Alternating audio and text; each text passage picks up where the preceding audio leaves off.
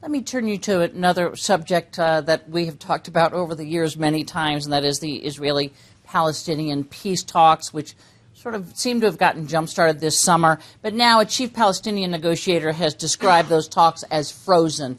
Tell me your description of where these talks are. Well, I hope that we can get them finally to an agreement, because we need peace.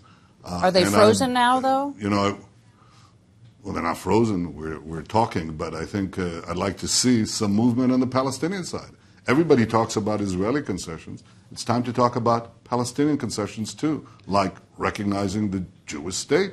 You want us to recognize a Palestinian state for the Palestinian people. How about recognizing a Jewish state for the Jewish people? Sure. But peace is a two-way street. It requires Palestinian concessions alongside Israeli ones. The real question is, do the Palestinians want peace with Israel? Do they want a state next to Israel in order to continue the conflict, or are they willing to finally end the conflict? That's what we dream about.